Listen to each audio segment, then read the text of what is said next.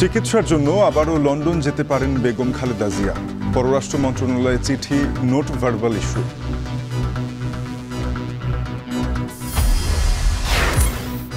রাজনৈতিক সম্প্রতির উদাহরণ তৈরি করেছে ঐক্যমত্য কমিশন। ঐক্য অনৈক্যে দিশা পাবে দেশের গণতন্ত্র, মত বিশ্লেষকদের। জুলাই অভ্যুত্থানে বড় প্রভাবক ছিল প্রবাসীদের রেমিটেন্স বন্ধের ঘোষণা। বিজয় আসলেও ভিসা জটিলতা সহ নানা বৈষম্য ক্ষোভ। জট খুলেছে বগুড়া সিরাজগঞ্জ ডুয়েল গেজের। ভূমি অধিগ্রহণের অর্থ বরাদ্দ, ভারতীয় অর্থায়ন বন্ধে নির্ধারণ সময়ে বাস্তবায়ন অনিশ্চয়তা। টেকনাফের মেরিন ড্রাইভের ভাঙনে আতঙ্কে আশপাশের বাসিন্দারা। স্থায়ী উদ্যোগ না নেয়ার ক্ষোভ, সি ওয়াল নির্মাণের চিন্তা।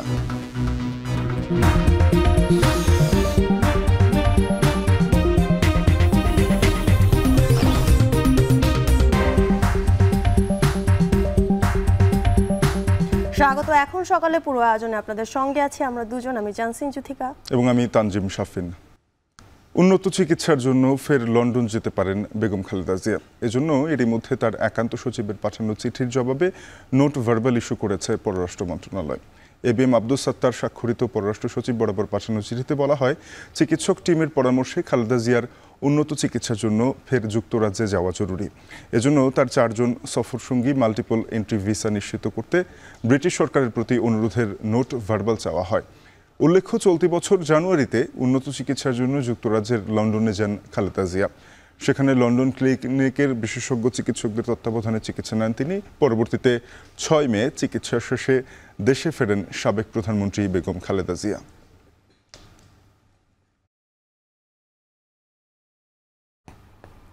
সোমবার রাতে টাঙ্গাইলের সন্তোষে পৌঁছে ভাসানীর কবর জিয়ারত শেষে এনসিপির আহ্বায়ক নাহিদ ইসলাম বলেছেন, মাওলানা ভাসানী যে স্বপ্নের বাংলাদেশ গড়তে চেয়েছিলেন জাতীয় নাগরিক পার্টি সেই উদ্দেশ্যেই প্রতিষ্ঠিত হয়েছে। এ সময় নাহিদ আরও বলেন, ভাসানী পিন্ডির আধিপত্যবাদের বিরুদ্ধে ও দিল্লির আধিপত্যবাদের বিরুদ্ধে লড়াই করেছিলেন। জাতীয় নাগরিক পার্টির যে দর্শন তার মধ্যে মাওলানা ভাসানী রয়েছেন উল্লেখ করে জানান, ভাসানীর পথ অনুসরণ করে এনসিপি বাংলাদেশকে এগিয়ে নিতে চায়। এর আগে দলটির মাসব্যাপী পদযাত্রার 29তম দিনের কর্মসূচি উপলক্ষে রাতেই টাঙ্গাইলে পৌঁছান দলটির নেতারা। সকালে সার্কিট হাউসের সামনে থেকে পদযাত্রা শুরুর পর নিরালা মোড়ে সমাবেশ করার কথা রয়েছে। মাওলানা ভাসানী যেই রাজনীতি করে গিয়েছেন, যেই স্বপ্নের বাংলাদেশ, যেই মেহনতি মানুষের বাংলাদেশ প্রতিষ্ঠা করতে চেয়েছিলেন, জাতীয় নাগরিক পার্টিও সেই উদ্দেশ্যেই প্রতিষ্ঠিত হয়েছে। সেই দায়িত্বের রাজনীতি নিয়েই মাওলানা ভাসানীর পথ অনুসরণ করেই আমরা বাংলাদেশকে এগিয়ে নিয়ে যেতে চাই। একটি বৈষম্যহীন বাংলাদেশ আমরা প্রতিষ্ঠা করতে চাই। গেল 6 মাসে রাষ্ট্র সংস্কারের উদ্দেশ্যে ঐক্যমত্য কমিশনের রাজনীতিকদের মধ্যে তৈরি হয়েছে অনেক সুখস্মৃতি, সৌহার্দ্য, আন্তরিকতার অনেক উপকরণ। এখন ছোট ছোট কিছু বাদানুবাদের পরও অংশগ্রহণকারীরা বলছেন, সবাই এক ছাতার নিচে সমবেত হয়ে বাংলাদেশ রাষ্ট্রকে সামনে এগিয়ে নেবার যে উদাহরণ তৈরি হয়েছে তা কেবলই সোনালী দিনের জানান দেয়। পর্যবেক্ষকরা বলছেন, রাজনৈতিক দলগুলোর দলাদলি সংঘাতের বদলে এখানে সহমর্মিতা, পরমত সহিষ্ণুতার যে চর্চা শুরু হলো তা আগামী দিনের রাজনীতিকে দিশা দেখাবে। আজহার লিমনের প্রতিবেদন।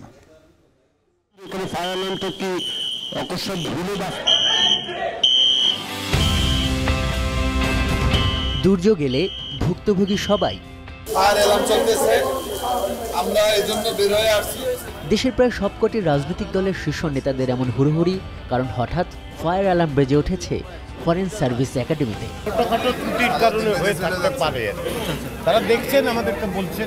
বিপদের প্রশ্নে যে এক থাকতে হবে, ঐক্যমত্য কমিশনের রাজনীতিকদের মধ্যে সৌহার্দ্যের এমন স্মৃতি তৈরি হয়েছে প্রতি মুহূর্তে। যদিও রাজনীতির মাঠে বক্তব্য বিবৃতিতে তাদের কত দূরত্ব, আদর্শে কত ভিন্নতা। সেতু বন্ধন, হ্যাঁ এটাই। না আমরা ভাঙার লোক না, আমরা আছি। এই যেমন বিএনপি নেতা সালাউদ্দিন আহমেদ আর জামাত নেতা আব্দুল্লাহ মোহাম্মদ তাহের এমনভাবে হেসে কথা বলছেন যে দেখে বোঝার উপায় নেই প্রায় সময় তারা রাজনীতিতে একে অন্য দলকে সমালোচনা করে বক্তব্যও রাখছেন। সত্যি বলতে রাজনৈতিক বিরোধিতা, কিন্তু তারপর পাশাপাশি বসে দুই দণ্ড কথা বলার ফুরসত, এমন সৌহার্দ্যই তো দেখতে চেয়েছে এদেশের মানুষ। আমাদেরকে দেখলে এদিকে হাঁটছে এই যে একটা জায়গায় আসা। তবে শুধু যে সম্পর্কের এই ধরন বদলেছে তাই নয়, এমন কিছু দৃশ্য দেখা যাচ্ছে যেটা কিছুদিন আগেও মনে হতো অকল্পনীয়। যেমন বামপন্থী দলগুলোর ইসলামপন্থী দলের সঙ্গে একসঙ্গে বসা। তাদের মধ্যে হয়তো মৈত্রী বা জোট গড়ে উঠছে না, কিন্তু একসাথে এক বৈঠকে বসাতে হলো নতুন বাংলাদেশে সব দল, সব ধর্ম আর মত একসঙ্গে বাঁচবে, এটাও তো বড় চাওয়া। এতদিন যেটা অনুশীলন হয়েছে সেটা একেবারেই একটা চর দখলের সংস্কৃতি ছিল। আপনি ভিন্ন মানে আপনি আপনার শত্রু, একটা ভিন্ন মত আপনার সাথে দ্বিমত করা মানে আপনি হয়তো আমার রাজনৈতিক প্রতিযোগী হবেন, কিন্তু নিশ্চয়ই আপনি আমার শত্রু না। স্বাধীনতার পরে এখনই একমাত্র প্রান্তিক দলগুলো ডান বাম, Islamist, secular, rightist, right to the left, left to the right, সকল শ্রেণীর মানুষের প্রতিনিধিত্বকারী দলগুলোর সাথে এখানে একাত্রে বসার এটা একটা সুযোগ হয়েছে। এটা একটা ঐতিহাসিক ঘটনা অবশ্যই। স্বাধীনতা পরবর্তীকালে যেহেতু স্বাধীনতার যে মূল মন্ত্র সেটা জাতি অর্জন করতে পারে নাই, পরিপূরণ করতে পারে নাই। তাই বলে যে ঐক্যমত্য কমিশনের পুরো সময়টাই বন্ধুত্বের গল্প, তেমনটাও নয়। তীব্র বাদানুবাদ হয়েছে, সভা ছেড়ে বেরিয়ে গেছেন কোনো কোনো দল, কখনো কখনো মনোমালিন্য কিংবা হতাশাও দেখিয়েছেন কেউ কেউ। কিছু সময়ের জন্য ওয়াকআউট বলাই যায়, অবশ্যই যাব।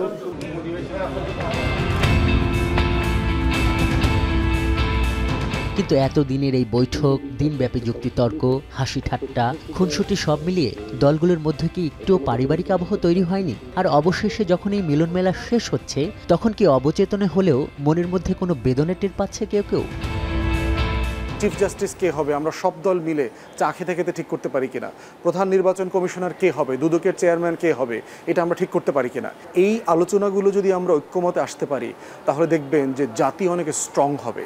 যেখানে হানাহানি, বিদ্বেষ, মারামারি এবং প্রতিহিংসা পরায়ণতার যে রাজনীতি, তার বাইরে এসে ছোট হোক বড় হোক, নতুন হোক পুরনো দল হোক, সকল দল যে আমরা একসঙ্গে কথা বলতে পারছি, এটা আমাদের ইতিহাসে একটা উদাহরণ হয়ে থাকবে।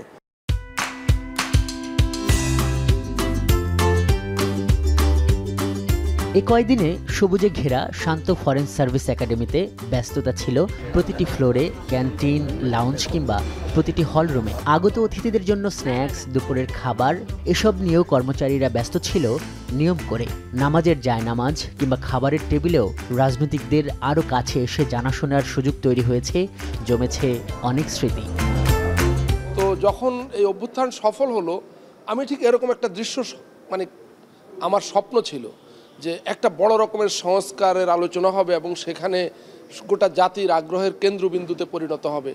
ঠিক সেই স্কেলে না হলেও এটা অনেক ব্যাপক একটা আয়োজন। আমরা স্বাধীনতার ঘোষণাপত্রে একমত হচ্ছি না, মোটেই না। স্বাধীনতা ঘোষণাপত্র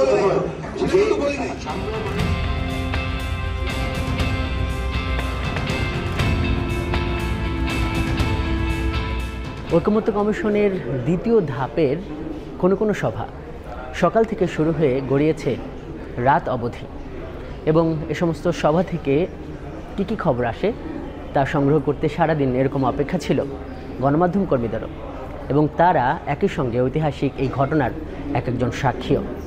মারামারি কাটাকাটির দিকে, দলাদলির দিকে তারা প্রতিপক্ষ হিসেবে রাজনীতির মাঠে দেখব, কিন্তু একসাথে চা খেতে দেখার যে একটি আন্তরিকতা, একটা সৌহার্দ্য, সেটি আসলে দেশ যেমন মিস করবে, আমরা যারা সাংবাদিকরা এখানে কভার করছি তারাও প্রতিনিয়ত দীর্ঘদিন এই বিষয়টি মিস করব। আসলে এইটি ঐকমত্য কমিশন বা সরকার বা রাজনৈতিক দলগুলো বা সংবাদ মাধ্যম সবাই যে জিনিসটি সাধারণ মানুষকে বোঝাতে ব্যর্থ হয়েছে যে এখানে কতটা গুরুত্বপূর্ণ কাজ হচ্ছে। আপনি 5 বছর পরে গিয়ে বা 3 বছর পরে, 10 বছর পরে গিয়ে আপনি যেগুলো না করেন, সেই ক্ষেত্রে তখন প্রশ্ন আসবে যে আপনি এগুলো করে প্রতিশ্রুতি দিয়েছিলেন, আপনি এগুলো বাস্তবায়ন করছেন না, আপনি প্রতিশ্রুতি ভঙ্গ করছেন। দু-এক দিনের মধ্যেই হয়তো পর্দা টানা হবে রাষ্ট্র সংস্কারের আকাঙ্ক্ষা নিয়ে আয়োজিত অন্তর্বর্তী সরকারের এই মহামিলন মেলা। আগামীর বাংলাদেশ নীতিতে, স্বচ্ছতায়, নিরপেক্ষতায় যতবার অর্জনের সিঁড়ি অতিক্রম করবে, ততবার হয়তো স্মরণ করা হবে গণঅভ্যুত্থান পরবর্তী মিনি সংসদ খ্যাত এই ফরেন সার্ভিস একাডেমিকে। আজহার লিমন, এখন, ঢাকা। গেল বছরে ছাত্র জনতার উপর গুলি ও দমন পীড়নের প্রতিবাদে উত্তাল হয়ে ওঠে এশিয়া, ইউরোপ, আমেরিকা, মধ্যপ্রাচ্য থেকে শুরু করে আফ্রিকার প্রান্তিক শহরগুলো পর্যন্ত। আন্দোলন চূড়ান্ত রূপ নিলে সরকার দেশে ইন্টারনেট বন্ধ করে দেয়। শিক্ষার্থীদের বুকে বুলেট ছোড়ার জবাবে প্রবাসীরা ঘোষণা দেন রেমিটেন্স বন্ধের, আর তাতেই বড় ধাক্কা খায় সরকার, গতি বাড়ে আন্দোলনের। তবে প্রবাসীরা বলছেন, আন্দোলনে বিজয় অর্জন হলেও নতুন বাংলাদেশ গড়ে ওঠেনি এখনো। দেলোয়ার দোলনের প্রতিবেদন।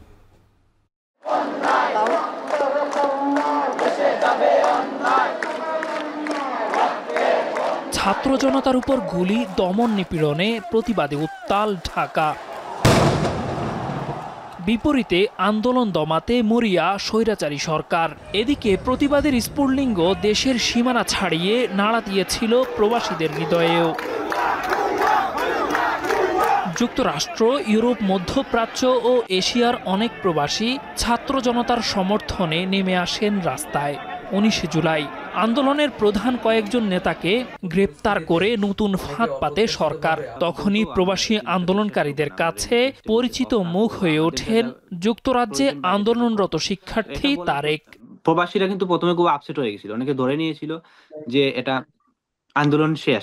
প্রবাসীদের রেমিটেন্স পাঠানো বন্ধ করা সহ বিভিন্ন কার্যক্রম হাসিনা সরকার পতনকে ত্বরান্বিত করে। প্রবাসীদের রেমিটেন্স শাটডাউনের ঘোষণায় 24 জুলাইয়ে 10 মাসের মধ্যে সর্বনিম্ন রেমিটেন্স আসে দেশে।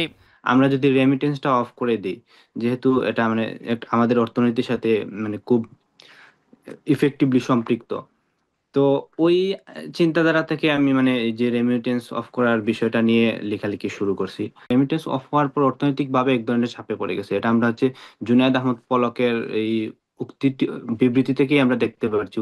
প্রতিক্রিয়ায় তৎকালীন তথ্য প্রযুক্তি প্রতিমন্ত্রী জুনায়েদ আহমেদ পলক হাত জোড় করে সমর্থন চেয়েছিলেন প্রবাসীদের কাছে। যারা আজকে উস্কানি দিচ্ছে যে রেমিটেন্স পাঠিয়েন না, রেমিটেন্স পাঠানো 6 মাস বন্ধ রাখেন, তাহলে পারে সরকার পতন হয়ে যাবে। প্রবাসী ভাই বোনদের কাছে বিনয়ের সাথে আবারও পরজোর অনুরোধ করতে চাই, এই মিথ্যা গুজবে আপনারা কান দিবেন না। আমাদের দেশের সম্পদ, আমাদের সরকারের যত অবকাঠামো, এগুলো কিন্তু আপনাদের রেমিটেন্সের পয়সা, দেশের কৃষক, শ্রমিক, ব্যবসায়ী সকলের ট্যাক্সের পয়সা দিয়ে তৈরি। এদিকে ছাত্র জনতার সমর্থনে রাজপথে বিক্ষোভের জেরে 57 প্রবাসীকে দোষী সাব্যস্ত করে কঠোর সাজা দেয় আরব আমিরাতের আদালত। এর মধ্যে 53 জনকে 10 বছর, একজনকে 11 বছর সহ 3 জনকে যাবজ্জীবন কারাদণ্ড দেয়া হয়। পরবর্তীতে অন্তর্বর্তী সরকারের কূটনৈতিক প্রচেষ্টায় মুক্তি পান নির্ভীক প্রবাসী আন্দোলনকারীরা। বিশেষজ্ঞরা বলছেন, এই প্রথমবারের মতো জুলাই আন্দোলনের মধ্য দিয়ে নিজেদের অর্থনৈতিক ও রাজনৈতিক সক্ষমতা জানান দিয়েছেন লাখো প্রবাসী। যে 1,30,00,000 লোক, তারা একদমই এমন হয়েছিল যে একদম আগের সরকার প্রতি মারাত্মক ধরনের অতিষ্ঠ ছিল। এতটা খুবই তারা পুঞ্জীবিত ছিল, এতটাই ছিল যে যখন একটু সুযোগ পেয়েছে তারা বিদ্রোহ করে বসছে। যেভাবে তারা এই ডলার দেওয়া বন্ধ করেছে, এই সরকার একটা দেউলিয়া হয়ে যাওয়ার একটা অবস্থা হয়ে গেছিল যেভাবে তারা নামতেছিল, যার জন্য তাদের এই আন্দোলনটাকে মারাত্মক আসলে টনক নড়েছে বা মারাত্মক করেছে। আমি মোহাম্মদ ইউনুস। অন্তর্বর্তী সরকার দায়িত্ব নেয়ার পর হযরত শাহজালাল আন্তর্জাতিক বিমানবন্দরে প্রবাসী শ্রমিকদের জন্য বিশেষ লাউঞ্জ চালু হয়। এর ধারাবাহিকতায় যাত্রী আসার আগেই কনভেয়ার বেল্টে পৌঁছে যাচ্ছে লাগেজ। ফ্রি টেলিফোনে যোগাযোগ করা যাচ্ছে স্বজনদের সঙ্গে। যদিও অতিরিক্ত বিমান ভাড়া, ভিসা জটিলতা কাটেনি এখনো। এই রেমিটেন্স যোদ্ধাদেরকে বিদেশে যাওয়ার যে ক্লিন ব্যবস্থা করা সেটা তাদের এখনো বাকি আছে। তাদের যাওয়ার জন্য তাদের এই যে খরচটা, যে টাকাটা খরচ হয় 3 লাখ 4 লাখ টাকা, এগুলা প্রয়োজনের তুলনায় অনেক বেশি। এটাকে রিজনেবল করা, তাদের প্লেন খরচটা ঠিকমতো করা, ওখানের বিদেশি যারা এমবাসি, বাংলাদেশের যারা যে এমবাসি বিদেশে কাজ করে তাদেরকে মর্যাদা দেওয়া, তাদের এই আপনার পাসপোর্ট অথবা এই ভিসা এগুলাকে রিনিউ করার জন্য সহযোগিতা তাদেরকে ঠিকমতো করা। গত বছরের জুলাইয়ে রেমিটেন্স কমে দাঁড়ায় $1.95 বিলিয়ন। 5 আগস্ট হাসিনা সরকারের পতনের পর অন্তর্বর্তী সরকার দায়িত্ব নিলে ইতিহাস গড়ে রেমিটেন্স প্রবাহে। দেলোয়ার দোলন, এখন, ঢাকা। বিকেলে ঢাকা বিশ্ববিদ্যালয় কেন্দ্রীয় ছাত্র সংসদ ডাকসু নির্বাচন 2025-এর তফসিল ঘোষণা করবে বিশ্ববিদ্যালয় কর্তৃপক্ষ। একই সাথে 18টি হল সংসদের নির্বাচনের তফসিলও ঘোষণা করা হবে। এই এখন টিভিকে এসব তথ্য নিশ্চিত করেছেন ঢাকা বিশ্ববিদ্যালয়ের গণসংযোগ কর্মকর্তা রফিকুল ইসলাম খান পান্না। এর আগে ডাকসু নির্বাচনের জন্য বিশ্ববিদ্যালয়ের উদ্ভিদ বিজ্ঞান বিভাগের অধ্যাপক মোহাম্মদ জসিম উদ্দিনকে প্রধান করে 10 জন রিটার্নিং কর্মকর্তা নিয়োগ দেন বিশ্ববিদ্যালয়ের উপাচার্য অধ্যাপক ডক্টর নিয়াজ আহমদ খান। সেই 10 জনের পক্ষ থেকেই নির্বাচনী তফসিল ঘোষণা করার কথা।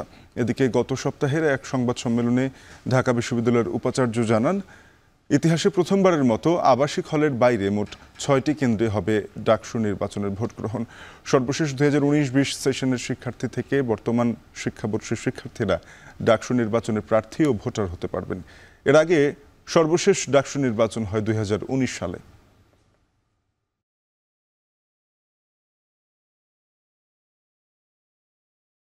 দীর্ঘ প্রতীক্ষার পর জট খুলেছে বগুড়ার সিরাজগঞ্জ ডুয়েল গেজ রেলপথ প্রকল্পে। এরই মধ্যে প্রস্তাবিত রেলপথের ভূমি অধিগ্রহণে অর্থ বরাদ্দ দিয়েছে সরকার। রেলপথটি নির্মাণ হলে রাজধানীর সাথে উত্তরের জেলার বাসিন্দাদের ট্রেন ভ্রমণের সময় বাঁচবে প্রায় 4 ঘন্টা, দূরত্ব কমবে 112 কিলোমিটার। এতে গতি আসবে উত্তরাঞ্চলের কৃষি, শিল্পপণ্য ও যাত্রী পরিবহনে। তবে প্রকল্পটিতে ভারতীয় অর্থায়ন বন্ধের পর নতুন করে ঋণ চুক্তি না হওয়ায় নির্ধারিত সময়ে বাস্তবায়ন নিয়ে অনিশ্চয়তাও আছে। বিস্তারিত রিফাত রহমানের প্রতিবেদনে ছবি তুলেছেন ইমরান শেখ। ব্রিটিশ শাসনামল থেকেই সিরাজগঞ্জের সঙ্গে দেশের উত্তর ও দক্ষিণাঞ্চলের জেলার রেল যোগাযোগ থাকলেও বগুড়া পর্যন্ত ছিল না সরাসরি ট্রেন যোগাযোগ। এতে বগুড়ায় রেল ভ্রমণে ঈশ্বরদী সান্তাহার হয়ে বাড়তি পথ ঘুরতে হতো।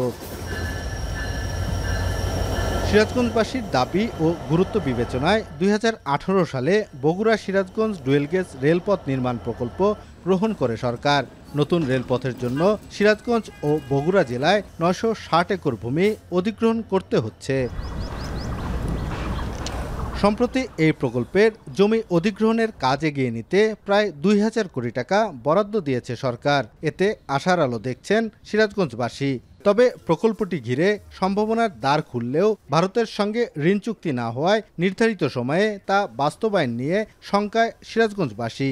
অর্থায়ন এখন কোন দেশ করবে এটি এখনো ঠিক হয়নি। আমরা অনিশ্চয়তার মুখে এখনো আছি, আমরা নিশ্চয়তা চাচ্ছি। বগুড়া সিরাজগঞ্জের এই রেল লাইনটি হবে এই অঞ্চলের মানুষের জন্য একটি বিশাল আশীর্বাদ, সর্বোপরি দেশের জন্য একটি বিরাট আশীর্বাদ। জমি অধিগ্রহণের জন্য টাকা আসলো এই কথা ঠিক, কিন্তু কোথা দিয়ে জমি অধিগ্রহণ হবে? সেটা কি রায়পুর দিয়ে হবে না অন্য কোথাও জায়গা দিয়ে হবে? যদি রায়পুর দিয়ে হয় তাহলে তো আমাদের কোনো প্রশ্ন নাই, কারণ এখানে জনগণের স্বার্থ রক্ষা হবে। 85 কিলোমিটার এই রেলপথ ঘিরে 9টি নতুন স্টেশন নির্মাণের পরিকল্পনা রয়েছে। এর মধ্যে বগুড়া অংশে 4টি ও সিরাজগঞ্জ অংশে হবে 5টি স্টেশন। আর সিরাজগঞ্জ সদরে নির্মাণ করা হবে জংশন। তবে কৌশলগত কারণে সিরাজগঞ্জের জংশনটি শহরের রায়পুরে করার দাবি ব্যবসায়ীদের। জংশনটা যেন রায়পুর স্টেশনে হয়। রায়পুর স্টেশনের জংশনটা হলে আমরা অনেক উপকৃত হব, বিশেষ করে শহরবাসী। রেলওয়ে থেকে অর্থ ছাড়ের বিষয়টি নিশ্চিত করে জেলা প্রশাসক জানান, খুব শিগগিরই শুরু হবে ক্ষতিপূরণ দেওয়ার কাজ। ইতিপূর্বেই আমরা এর প্রাকৃত মূল্য 1127 কোটি টাকা ধার্য করি। ইতিমধ্যে আমরা 960 কোটি টাকা বাংলাদেশ রেলওয়ে থেকে পেয়েছি। আমরা আগামী মাসেই মানুষদেরকে তাদের ক্ষতিপূরণের চেক বিতরণ করতে পারব। প্রকল্প পরিচালক জানান, ভারত এতে অর্থায়ন না করলে বিকল্প উৎস খোঁজার প্রক্রিয়া চলছে। অর্থায়ন সংক্রান্ত একটা জটিলতা ছিল, সেটা যেহেতু ইন্ডিয়ান লাইন অফ ক্রেডিটের আওতাভুক্ত প্রকল্প। এই লিস্টিং প্রক্রিয়াতে একটু সময় লাগছে, কিন্তু আমরা আশা করি খুব শীঘ্রই অন্য কোনো ফাইন্যান্সার এর সাথে আমরা কাজ শুরু করতে পারবো। 2018 সালে অনুমোদন পাওয়া এই প্রকল্পের ভূমি অধিগ্রহণের অর্থ ছাড় পেতে সময় লেগেছে প্রায় 7 বছর। তবে এই প্রকল্পের অর্থ সহায়তাকারী দেশ ভারত এই প্রকল্পে অর্থায়ন না করায় নতুন কোনো দেশের সাথে চুক্তি হয়নি এখনো। প্রকল্পের মেয়াদ 2026 সাল পর্যন্ত বাড়ানো হলেও 5,500 কোটি টাকার প্রকল্প 7 বছরে বেড়ে দাঁড়িয়েছে প্রায় 10,000 কোটি টাকায়। এক্ষেত্রে নির্দিষ্ট সময়ে প্রকল্প বাস্তবায়নের পথে হাঁটবে কিনা সেই শঙ্কা সিরাজগঞ্জবাসীর। রিফাত রহমান, এখন সিরাজগঞ্জ। 3 বছর ধরে ভাঙনের কবলে কক্সবাজার টেকনাফের মেরিন ড্রাইভ এলাকা। চলতি মৌসুমে 8টি স্পটে ভেঙে গেছে 2.5 কিলোমিটার অংশ, যাতে মেরিন ড্রাইভ ঘেঁষা গ্রামবাসীর মধ্যে আতঙ্ক তৈরি হয়েছে। প্রতি বছর জিও ব্যাগ ফেলা, মাটি ভরাট সহ নানান সংস্কার কার্যক্রম চালানো হলেও নেই স্থায়ী সমাধান। সাগরের উত্তাল ঢেউ এবং নৌকা রাখাই ভাঙনের মূল কারণ বলছেন প্রকল্প সংশ্লিষ্টরা। পর্যটনের আকর্ষণীয় এই এলাকা রক্ষা এবং সড়ক যোগাযোগ টিকিয়ে রাখতে এবার পরিকল্পনা হয়েছে টেকসই সি ওয়াল নির্মাণের। মোহাম্মদ রাসেলের ছবিতে দেখুন মন্তোষ বেদজ্ঞের প্রতিবেদন। কক্সবাজারের টেকনাফের মেরিন ড্রাইভ লাগোয়া গ্রাম হাদুরছড়া, যেখানে 10 বছর ধরে একটি ছোট্ট কুড়ে ঘরে নানা প্রতিকূল বৈরিতা সঙ্গী করে বসবাস গৃহবধূ রুবিনা আক্তারের। অল্প আয়ের সংসারে বর্ষা মৌসুম এলেই রুবিনার নির্ঘুম রাত কাটে মেরিন ড্রাইভ ভাঙনের আতঙ্কে। ভয় লাগে, রাতিয়া ঘুম যাইলে সতর্ক থাকা পড়ে, মানে মেন ভাঙি যার গই পানি ঢুকিব যাই মরে হেরিম না। আর কোনো ঘর বাড়ি ভাঙিলে হনো যাইবার হনো জায়গা নাই, সুযোগ সুবিধা নাই। শুধু রুবিনাই নয়, বর্ষা এলেই আতঙ্কে দিন কাটে মেরিন ড্রাইভের সাবরাং 0 পয়েন্ট থেকে উত্তর দিকে মুন্ডারডেইল পর্যন্ত প্রায় 2.5 কিলোমিটার অংশের বাসিন্দাদের।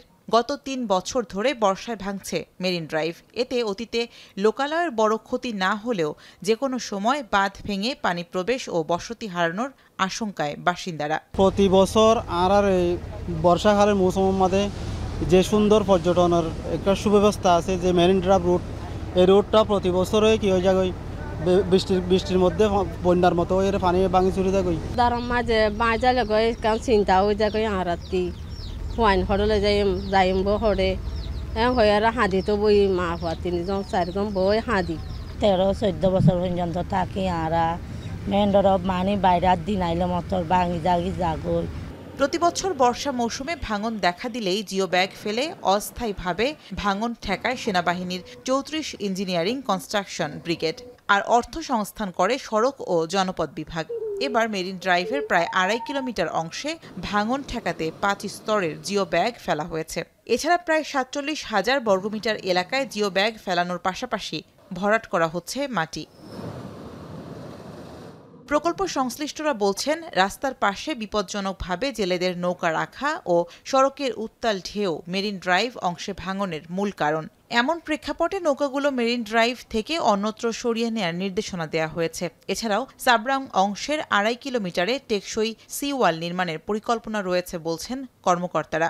রাস্তার সমুদ্রের পাড়ে যে নৌকাগুলো রাখা আছে এগুলো বিপজ্জনকভাবে আছে। এগুলো রাখার কারণে এটার আশেপাশে মাটি আনস্টেবল হয়ে যাচ্ছে এবং একটা ওভারলোডের কারণে মাটিগুলো যে কোনো সময় ধসে যেতে পারে। সিওয়াল আমরা সাবরাঙের যেই অংশটুকু যেটা প্রতি বছরই বর্ষাকালে আমাদেরকে আলাদা করে মেরামত করতে হয় এবং এক্সট্রা প্রোটেকশনের প্রয়োজন পড়ছে, সেখানেও নির্মাণ করার ব্যাপারে আমরা পরিকল্পনা গ্রহণ করছি এবং খুব সহসাই আমরা একটা প্রস্তাবনা রোডস এন্ড হাইওয়েজের মাধ্যমে মন্ত্রণালয়ে প্রেরণ করব। মেরিন ড্রাইভ সড়কের ভাঙন রোধে গত বছর কক্সবাজার টেকনাফ মেরিন ড্রাইভ সড়ক চওড়াকরণ প্রকল্প হাতে নেয় সড়ক বিভাগ। প্রথম ধাপে 1,32,35,000 টাকা ব্যয়ে কক্সবাজার শহরের কলাতলী থেকে উখিয়া উপজেলার পাটুয়ার টেক পর্যন্ত 32 কিলোমিটার রাস্তা চওড়া করা হচ্ছে, যেখানে 2.5 কিলোমিটার অংশে নির্মাণ করা হচ্ছে সিওয়াল। এখন কক্সবাজার। টানা বৃষ্টিতে চাঁপাইনবাবগঞ্জ পৌর এলাকায় সৃষ্টি হয়েছে তীব্র জলাবদ্ধতা। শহরের বিভিন্ন সড়ক ও মহল্লায় জমেছে হাঁটু সমান পানি। পয়ঃনিষ্কাশন ব্যবস্থার বেহাল অবস্থায় পানিবন্দী হয়ে পড়েছে 50টি পরিবার।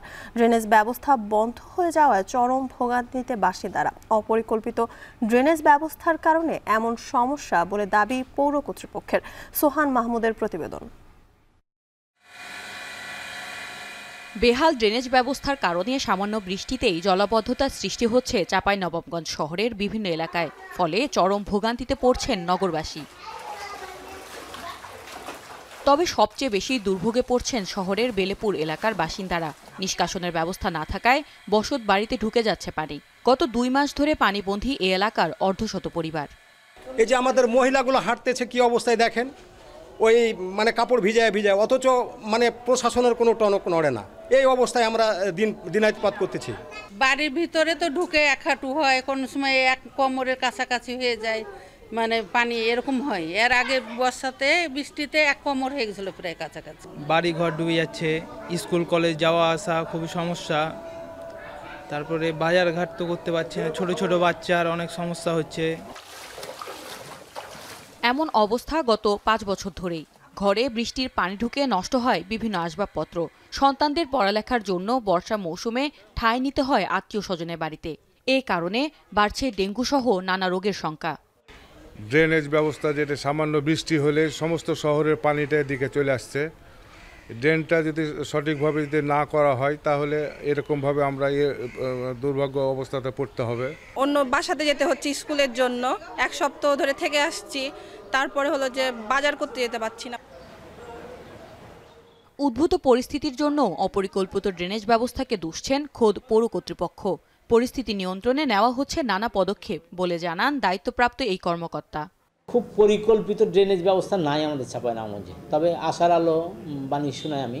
আমাদের ইতিমধ্যে কয়েক মাস হলো আমাদের একটা মাস্টার ড্রেন নির্মাণে ফিজিবিলিটি স্টাডি হয়েছে। তো সেইটা বাস্তবায়ন হলে আমরা ড্রেনের ভালো একটা সুবিধা পাবো, পানি নিষ্কাশিত হবে এবং কোনো জলাবদ্ধতার সৃষ্টি হবে না অদূর ভবিষ্যতে। পৌর কর্তৃপক্ষ আন্তরিক হলে দ্রুত এই সমস্যার সমাধান হবে এমন প্রত্যাশা নাগরিকদের। এখন চাঁপাইনবাবগঞ্জ। বৃষ্টির কারণে রাজশাহীর পাইকারি বাজারে কমেছে সবজির সরবরাহ। বাড়তি চাহিদার কারণে সপ্তাহ ব্যবধানে সবজির দাম 10 থেকে 15 টাকা পর্যন্ত বেড়েছে। এনে আরও জানাতে নগরের খড়খড়ি বাজার থেকে যুক্ত হয়েছেন সহকর্মী রাকিবুল হাসান। রাকিবুল, জানাবেন যে সবজির সরবরাহ কমার কারণ কি, বাড়তি দামের বিষয়ে ক্রেতারা কি বলছেন?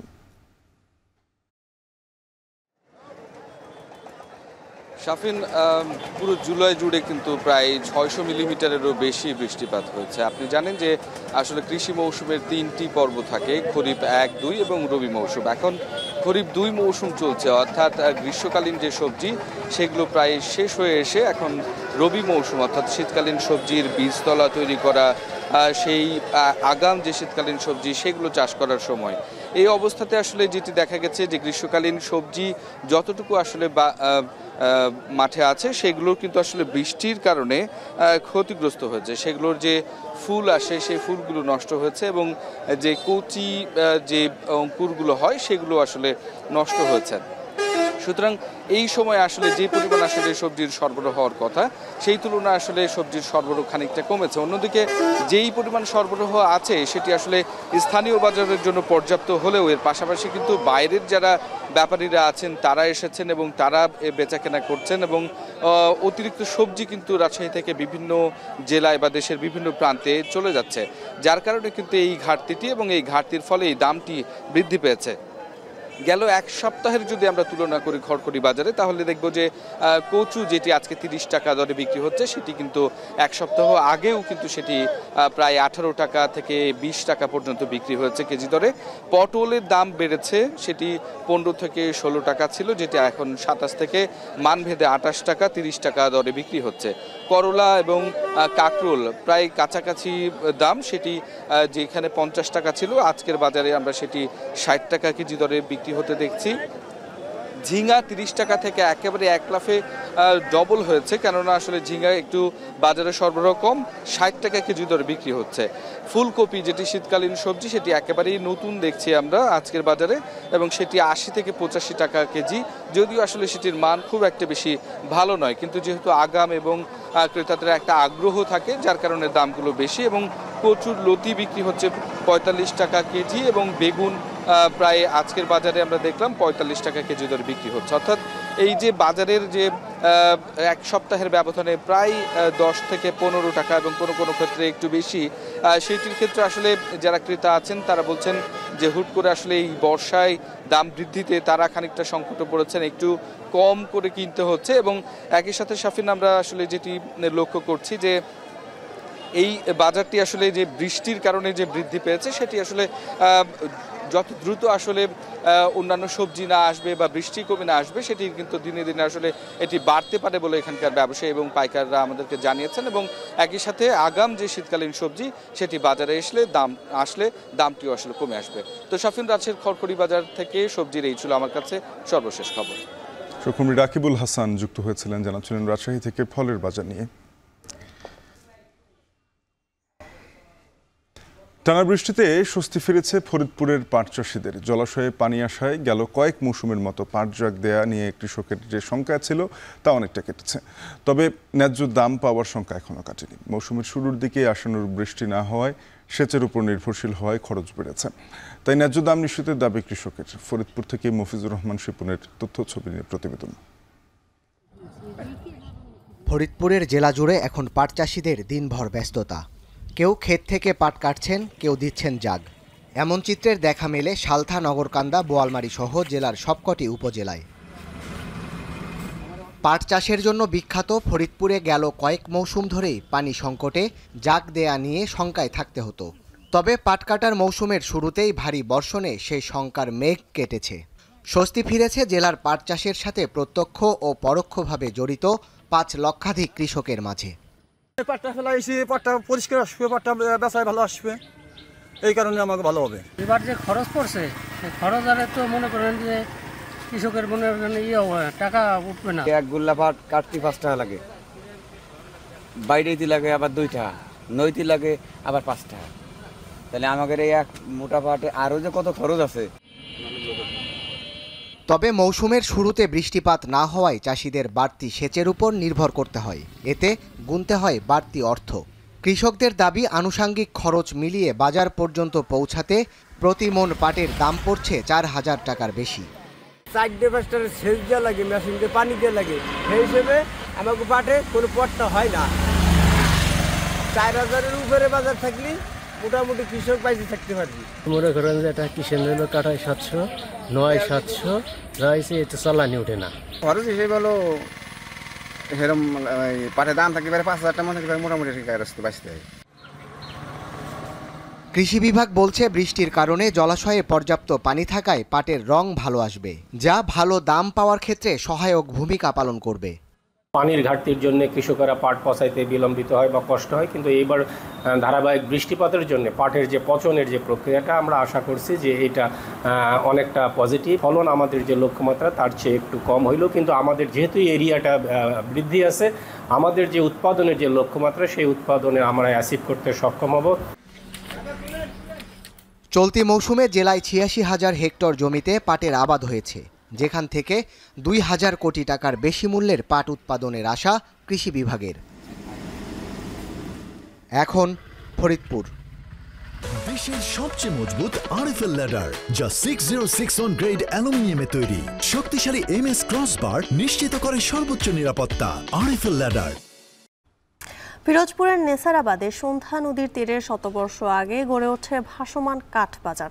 সময়ের সাথে ধীরে ধীরে স্থানীয় অর্থনীতির অন্যতম চালিকা শক্তিতে পরিণত হয় এই বাজার। হাজারো শ্রমিক ও ব্যবসায়ীর জীবিকা নির্বাহ হয় এই বাজার ঘিরে। আল আমিন তালুকদারের প্রতিবেদনে দেখুন বিস্তারিত।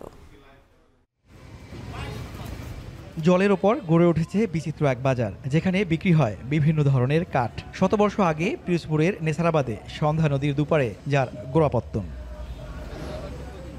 কাঠের সহজলভ্যতা, নদীপথে পরিবহন সুবিধা এই বাজারকে করে তুলেছে অনন্য। প্রতিদিন ভোর থেকে নৌপথে কাঠ নিয়ে হাজির হন ব্যবসায়ীরা। ট্রলার থেকে নামিয়ে মেহগনি, কড়াই, চাম্বল, সেগুন সহ বিভিন্ন ধরনের কাঠ সারিবদ্ধভাবে ভাসিয়ে রাখা হয়। শুধু নেসারাবাদ নয়, কাঠ আসে আশেপাশের বিভিন্ন এলাকা থেকে। দূর দূরান্ত থেকে আসেন পাইকাররা। ঢাকা, বরিশাল, কুমিল্লা, কিশোরগঞ্জ সহ বিভিন্ন জেলায় নদী বা সড়ক পথে এখান থেকে কাঠ পাঠানো হয়।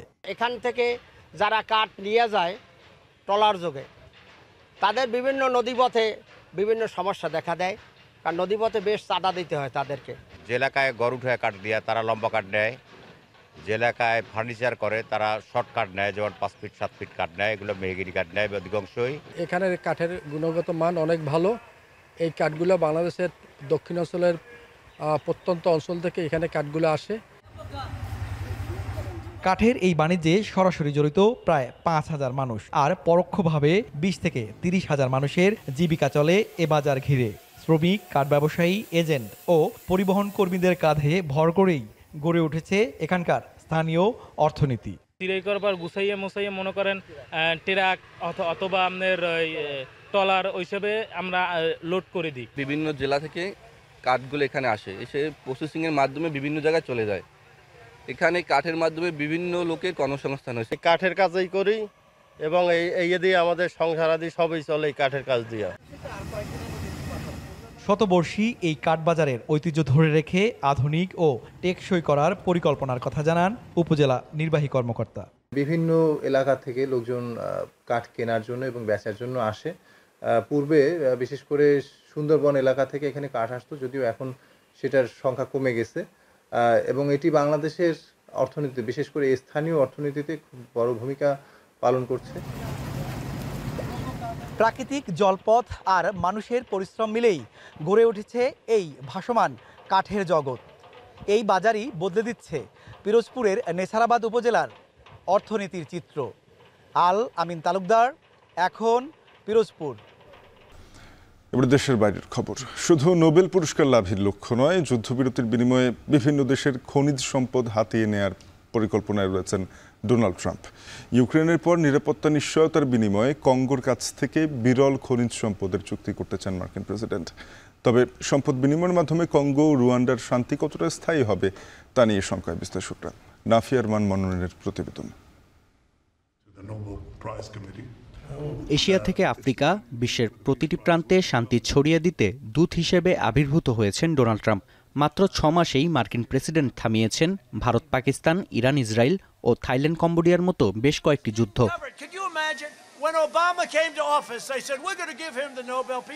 ইতোমধ্যে যুদ্ধবিরতিতে সম্মত হয়েছে কঙ্গো ও রুয়ান্ডা। চুক্তি স্বাক্ষরের জন্য শিগগিরই হোয়াইট হাউস সফর করছেন দুই দেশের সরকার প্রধান। তবে শান্তি স্থাপন নয়, মার্কিন প্রেসিডেন্ট মধ্যস্থতার ক্ষেত্রে প্রাধান্য দিচ্ছেন কঙ্গো প্রজাতন্ত্রের বিরল খনিজ সম্পদ। খোদ ট্রাম্পের বক্তব্যেই উঠে এসেছে এই তথ্য। They liked Trump. They wanted to make a trade deal with Trump. They wanted us to take their rare earth. They want to give us their rare earth. And I got to know the leader of the Congo. I got to know both of them indirectly. And I called them. I said, let's end the war. I don't want anything until you end the war. And বিবিসির প্রতিবেদন বলছে, দ্বিতীয় মেয়াদে populist পারফরমেন্সের সঙ্গে বাণিজ্যিক চুক্তি সম্পাদনকে গুরুত্ব দিচ্ছে ট্রাম্প প্রশাসন। ইতোমধ্যে যুদ্ধবিরতির বদলে ইউক্রেনের কাছ থেকে দেশটির খনিজের মালিকানা নিয়েছে যুক্তরাষ্ট্র। মার্কিন পররাষ্ট্র দপ্তরের তথ্য বলছে, কঙ্গোর কাছে $25 ট্রিলিয়ন খনিজের রিজার্ভ রয়েছে। গুরুত্বপূর্ণ খনিজের মধ্যে রয়েছে লিথিয়াম, কোবাল্ট, কপার, ম্যাঙ্গানিজ ও ট্যান্টালাম। মুঠোফোন থেকে শুরু করে কম্পিউটার, এমনকি সামরিক সরঞ্জাম তৈরিতে এই খনিজগুলো ব্যবহার করা হয়। প্রযুক্তি খাতে চীনের আধিপত্যকে টেক্কা দিতেই শান্তির বিনিময়ে খনিজের চুক্তি করছে যুক্তরাষ্ট্র।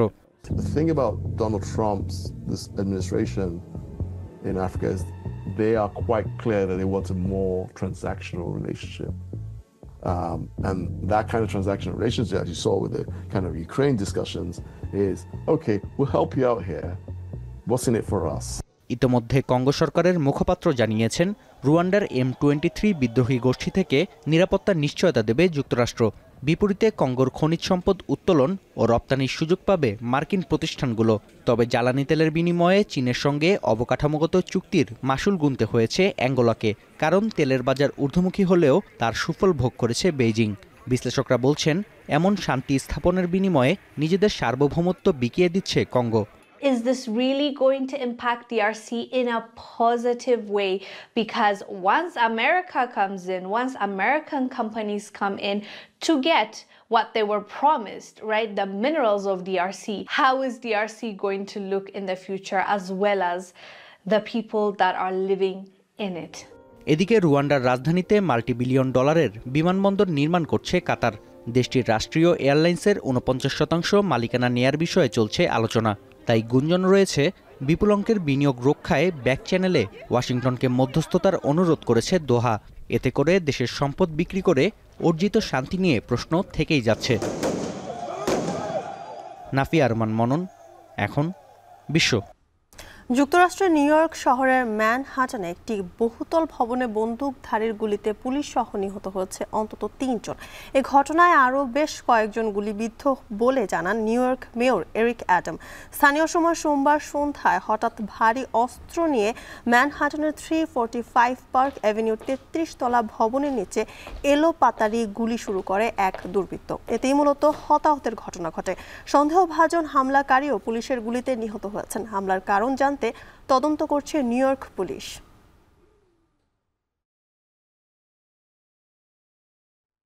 শেষ করছি এখন সকাল। তার আগে শিরোনামগুলো জানাবো আরেকবার। রাজনৈতিক সম্প্রীতির উদাহরণ তৈরি করছে ঐক্যমত্য কমিশন। ঐক্য অনৈক্যই দিশা পাবে দেশের গণতন্ত্র, মত বিশ্লেষকদের। জুলাই অভ্যুত্থানে বড় প্রভাবক ছিল প্রবাসীদের রেমিটেন্স বন্ধের ঘোষণা। বিজয় আসলেও ভিসা জটিলতা সহ নানা বৈষম্য বিক্ষোভ। বিকেলে বহুল প্রতীক্ষিত ডাকসু নির্বাচনের তফসিল ঘোষণা। 18টি হল সংসদ নির্বাচনের তফসিলও একই সাথে। জট খুলেছে বগুড়া সিরাজগঞ্জ ডুয়েল গেজের। ভূমি অধিগ্রহণে অর্থ বরাদ্দ, ভারতীয় অর্থায়ন বন্ধে নির্ধারিত সময় বাস্তবায়নে অনিশ্চয়তা। টেকনাফের মেরিন ড্রাইভের ভাঙনে আতঙ্কে আশপাশের বাসিন্দারা। স্থায়ী উদ্যোগ না নেওয়া হলে ক্ষোভ, সি ওয়াল নির্মাণের চিন্তা।